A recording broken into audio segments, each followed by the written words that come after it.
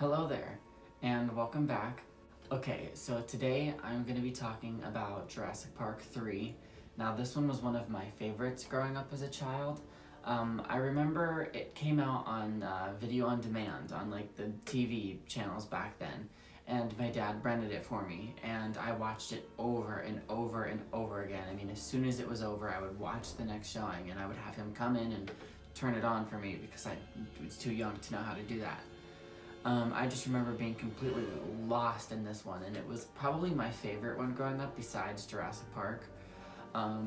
Just because of like how fun it was, and I liked the plane crash, and I don't know, it was just definitely a favorite for me as a child. I remember having the VHS tape as well, and that was so cool to have like I just remember having to rewind it sometimes and having to like mess with the tape inside. Those were so cool to like, I don't know, VHSs, I just remember them. They were the coolest thing ever. And having Jurassic Park 1, 2, and 3, the whole set, it just like made my life. I carried them around everywhere with me.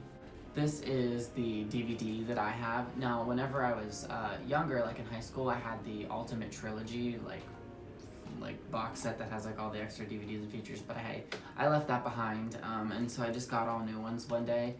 And yeah, just your basic DVD here, but it's such a good movie. I like to have things on a physical copy because it just feels more real to me.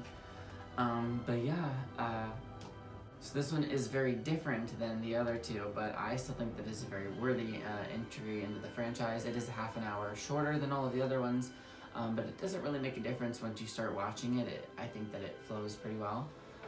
With all of that being said, let's review Jurassic Park 3.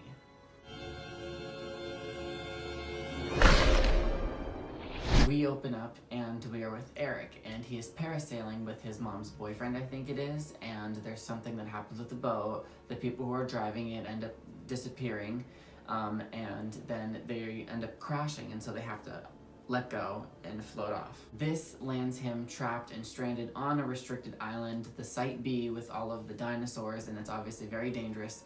And when he goes missing, obviously, his parents are very worried, and so they set out like this rescue team and rescue mission to go get him. And so they go and recruit Alan Grant, and they lie to him about how and what they're doing, and he falls for it, and he ends up coming along because of the money and the donations that he said is going to get made to his dig site in Montana. I always thought that was awesome because it parallels like the dig site in the first one, and I liked seeing the bones, and it was really awesome. Alright, so then we pretty much get right into it pretty fast. We are on a plane and back to Isla Sorna, I think it is. Yes, because Nublar was the first one. And we're going around, and they have the epic music, and Alan is talking about, wow, I've forgotten how amazing it was. And eventually they land on the island, and that's very bad, and he's like, we have to get out of here, and they go to take off because the perimeter isn't safe. They clip the Spinosaurus, and man, that was just one of the most thrilling parts as a child for me. It's still one of the best parts about the movie now, and just watching the plane crash happen, I remember just feeling so like scared, and it would give me the pit in my stomach that, you know, the feeling of standing really high up on something and you look down?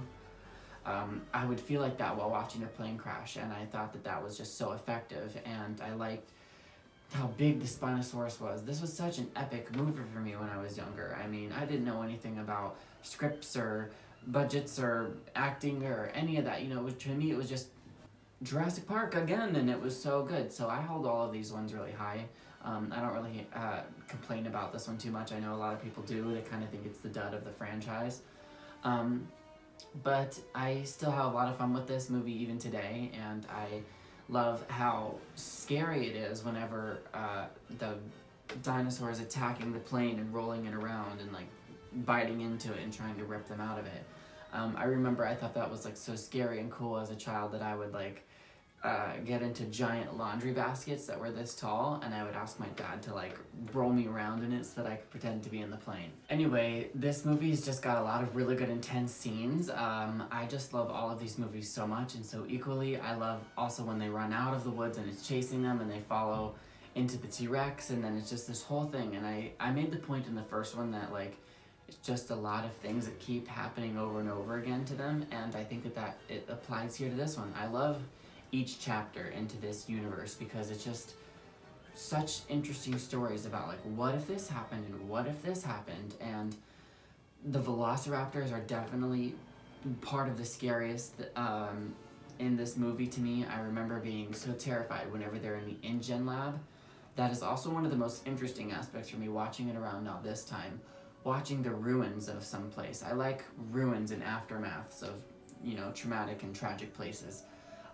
Just something about that. And watching them like discover the extra species and the things in the test tubes was just so eerie, and it really makes you like think about the whole scientific part of this experiment slash like miracle that went wrong and horrible. And of course the velociraptors attack them there and chase them down the corridor, and they get stuck and having to like trap it and then run before it calls for help.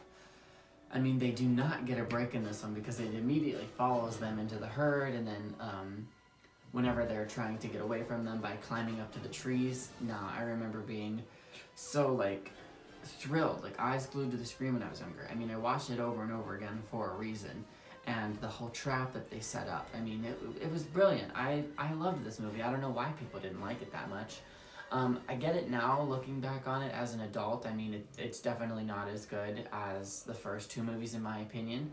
I still love the first Jurassic Park, but this one, I mean, it's not a bad movie to me. I really do love it, and I like the events that they go through, and the fact that they got Alan Grant back for it, and the fact that they had Ian for the second one. It's just a really, you know, it's cool stories to follow them around with. We finally get to the part where the velociraptors separate them, I think, and Alan gets saved by Eric, by the gas clouds and stuff. And can you imagine how many times Dr. Grant has been in this position in his life where he's surrounded by raptors? Like, it's literally probably the most terrifying thing you can imagine. I remember watching this last night and thinking, when he first crashed back down on the island, like the look on his face literally said like, I can't believe that I am back here, man. Like, really literally thinking about the events of the first one and being face to face to velociraptors and like thinking that you're gonna get mauled to death. I mean, how do you ever get past that? I mean, especially after like having a second reoccurrence with that would be horribly scary. And the whole family aspect, I thought that she and the kid like really like played that mother-son, you know, relationship really well.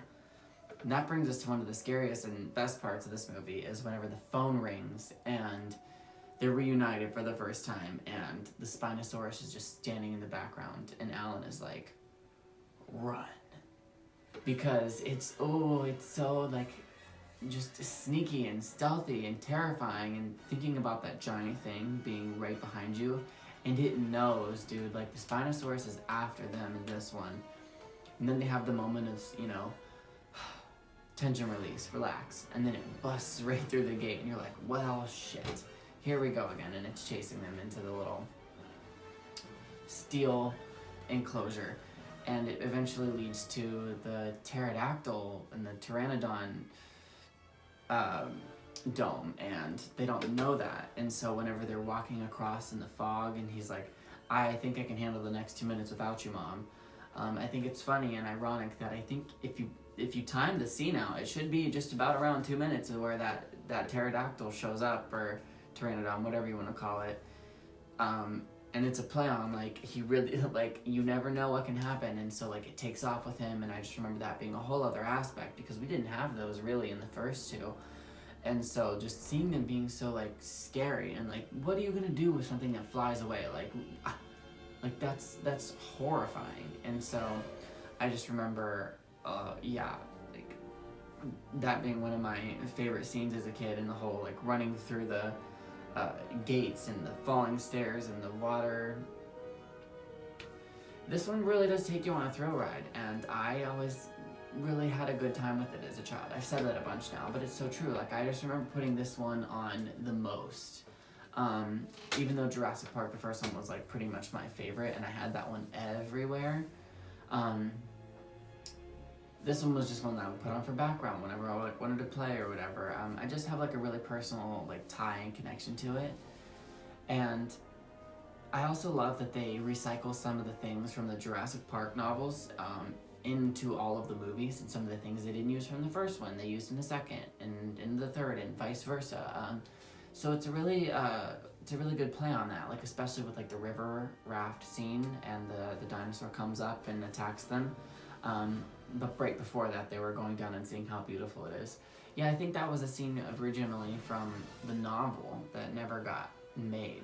And now I'm wondering, like, would people be interested in seeing a remake of the first Jurassic Park, but like not as a movie, like as a television show?